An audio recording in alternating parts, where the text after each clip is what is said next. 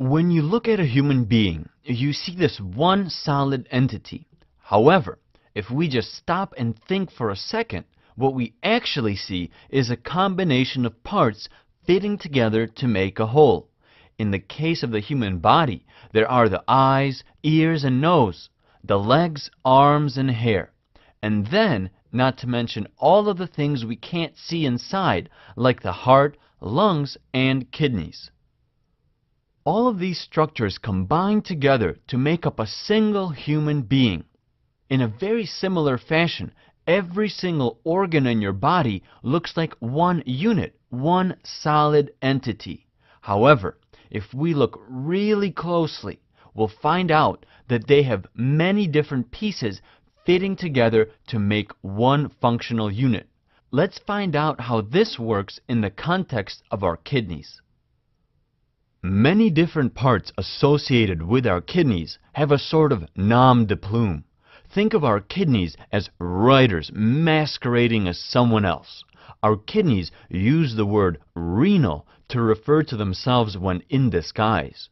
The reality of the situation is the word renal refers to something that has to do with our kidneys.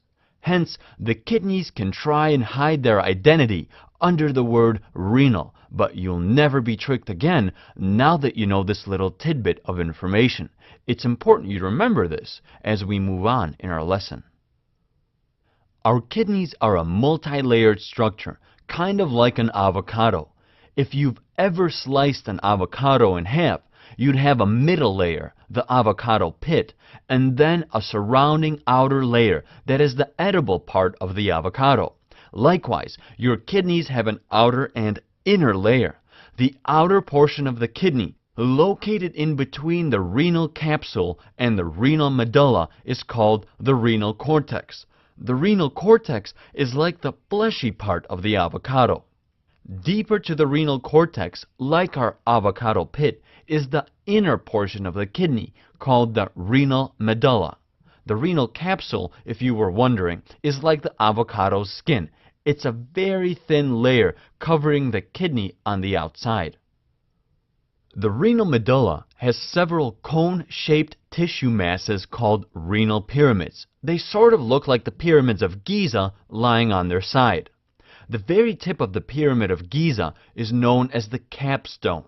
The capstone of the renal pyramid, the tip of the renal pyramid, is called the renal papilla, and it helps excrete urine formed in the cortex and the medulla of the kidney into the renal pelvis.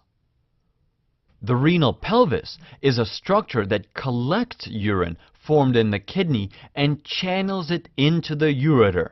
The ureter is located in the renal hilum, which is a groove in the kidney where the ureter, renal artery, vein, and nerves are located. So there you have it. Some of the most important structures of the kidney have been laid out. As you can clearly tell, while the kidneys look like one solid, giant kidney bean, it's actually made up of a collection of parts, just like your body. Like the outer fleshy part of the avocado, the outer portion of the kidney, located in between the renal capsule and the renal medulla, is called the renal cortex. Like our avocado pit, located deeper to the fleshy part of the avocado, is the inner portion of the kidneys, called the renal medulla.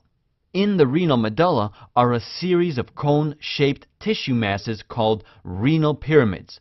The tip of the renal pyramid is called the renal papilla, and it helps excrete urine formed in the cortex and medulla of the kidney into the renal pelvis. The renal pelvis, therefore, is a structure that collects urine formed in the kidney and channels it into the ureter. The ureter of each kidney is located in the renal hilum, which is a groove in the kidney where the ureter, renal artery, vein, and nerves are located.